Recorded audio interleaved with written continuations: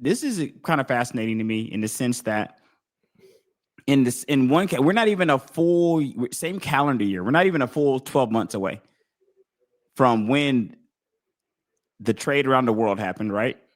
Seemingly the middle of the night. Trade around the world happens. This is around Super Bowl time, I want to say. And it was a week before the Super Bowl. It was the dead week. It took all the oxygen out of it. Mm-hmm. So we're about what, 2-3 months off from that being a full 12 months. Okay. Yeah. And in the 10 months or so, 9-10 months since that has happened, we've seen the GM get fired. Mm-hmm. Right? Yeah. And he's starting to hear that there may be, because these are just rumors, there may be some interest in the Mavs moving Anthony Davis, one of the centerpieces for that Luka trade. Now, you know what's funny about this is I have not heard any mention of the Lakers. Not even a scintilla of a rumor that the Lakers are trying to move Luka, right? The Lakers are probably laughing right now at this trade still. And here we go, 9-10 months, and the Mavs are like, hey, you might try to get one of these guys off. And the guys is Mr. Davis. That's crazy 9 months down the road, right? Insane. Oh, Lord. I mean, when it happened, I think we all set our clocks. I mean, it was going to happen sooner or later that Nico's going to get fired. There's no doubt. You put Nico on firing watch as soon as the trade is made, is what you're saying. Yes. You don't trade a generational talent. You just don't do it. In his prime. It's not like you were trading LeBron right now. Yes, there would be all kinds of people mad, whatever, but you'd go look at LeBron. Well, he's 40 years old. I can kind of understand why the Lakers would want to move off, get whatever they could for him, because he's, we don't know. He wants LeBron wants to go to a championship team, blah, blah, blah, wherever he goes. So that would make sense. But Luka's mid-20s. He's mid-20s. What is he? I think he's, other than his first year, he's made the first team All-NBA team every year after that. I mean, it's just, you could have set your clock from it. I mean, did I expect that to happen this soon? No, I thought maybe, because I honestly thought the Mavericks would be better, but we're still waiting for Kyrie to come back.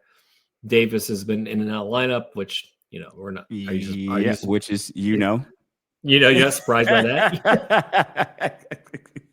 So it's another day at the office and another day at the NBA office there. You know what I mean? Right. So again, if you're a betting person and if they have an over-under of how many games, I don't care what the over-under where Anthony Davis games play, bet the under every time. He's never going to go on your over. So, sorry, Dallas. At least you have Cooper Flag, so you do have something to look forward to. But yeah, it's just not surprised. Not surprised. Man, the Nico situation is not surprising with me. And I would have never made this trade. It's just the thought that if you were going to move off of it so quickly, because we're recording this right now, about roughly a month or so into the NBA season, are we even about roughly that or so? And yeah, we'll give you a month, sure. You don't if you're about roughly a month into the season and you're already moving off of it, why would you have ever even tolerated this trade? This couldn't have been just one guy. So what I'm thinking, this couldn't have been just Nico by himself. I mean, even if he's a driving factor, why would one guy have had this much power to do this kind of damage to your? Because obviously, if you're looking to move off Davis that quick, if the rumors are true, and you're even suggesting you may move off Davis that fast, it doesn't sound like you had the conviction to begin with. And if you're going to trade a generational talent for a guy, the conviction to me would seem like it would have to be there in the building with more than just one guy, Eugene. Like there would have been other guys in the building who believed in this just as much as you did, because the way that it looks is as soon as you get fired, we're looking to move your bro. We're looking to move him too. Yeah. It's just, I'm just, I was surprised because I think I even joked with you. You texted me, I think in the middle of the night about it, and I said, "Oh, someone hacked someone hacked his phone. There's no way this is a real trade." And now here we are, not Everybody, even made. I remember when Shams made the trade, he had to come out and say Shams, it was a real trade. he had to come out and say it was People thought it right. was a joke. Right. So right there, everyone's telling you this is a joke trade, and now what did you do? You lit a fire under Luka, who's, oh my God, what happens? You traded him because you were mad about his health and he wasn't taking it seriously, wasn't taking fitness seriously. What does he do? He's on the cover of Men Fitness and he looks better and he's going out there. What was that? I think they're like setting crazy records for the first few games he played. I mean, it's just, of course he's going to do this because he's Luka. He's like one of the top 10 players in the league, and now you just lit a fire under him. Good job, Nico. So I honestly doubt he will work in the NBA again. I'd be really surprised. You think not? I mean, really? Who is that going to go if down? You're a if fan it goes base, down as the worst trade of all time, then yeah, man, for sure. Because your name is going to be attached to that, right? Your name is going to be attached to. I mean, I was trying to just remember. I was listening to other podcasts, and people are just trying to like name some of the worst trades, and it's like you can't.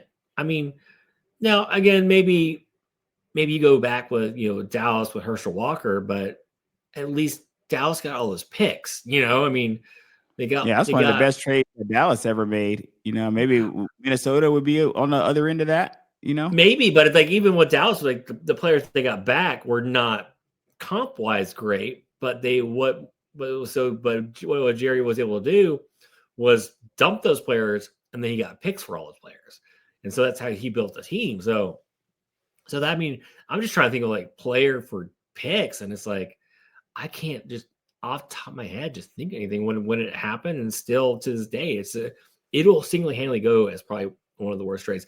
And that's the thing, if he wins the championship, which, well, look at the Lakers. Lakers are one of those franchises. They're going to put money into the team, and that. Oh, they're building. Yeah, they're building, man, for sure. And it's not like Luka's 35, so I mean they got some years. There's a lot of tread left on the tires there.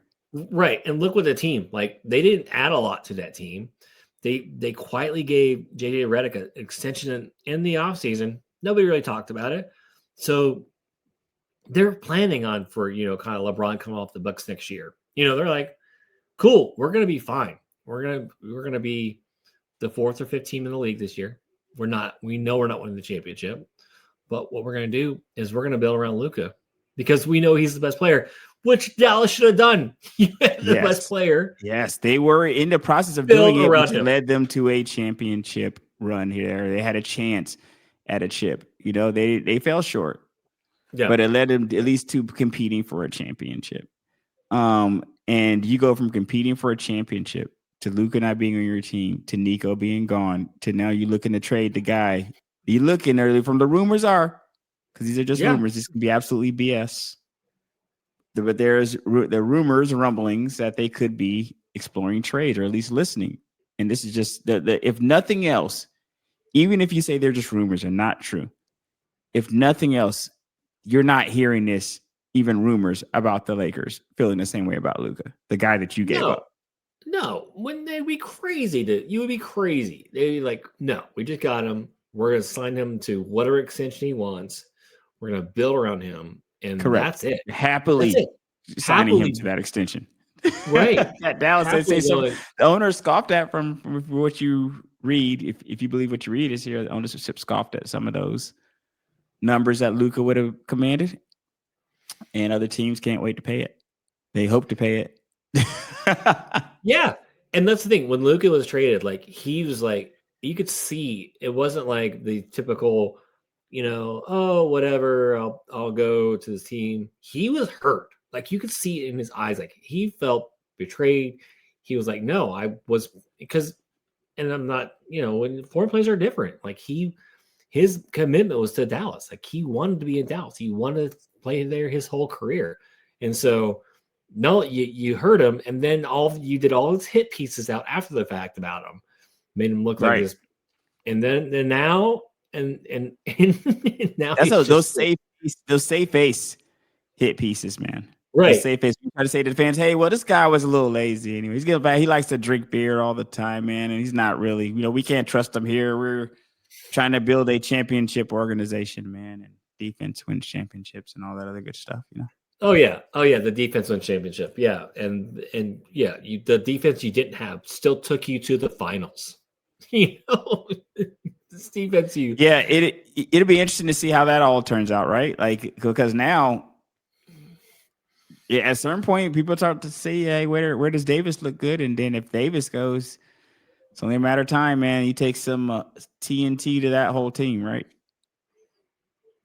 Yeah, And then and just what try to keep Davis everybody but Flag. It's an everybody but Flag sell. it's everybody but Flag, right? You're saying everybody but Flag, right? Exactly. Everybody but Flag sale starts with the Anthony Davis sale. So you'll see, because that's kind of the trigger, right? When you see those guys go, or maybe they believe in Anthony Davis and Flag, but they're not on the same timeline. It seems weird now. No, they're not. Flag is he's young. You got the years to build around, and you got the years before the extensions begin kicking. But Davis, he is what he is at this point.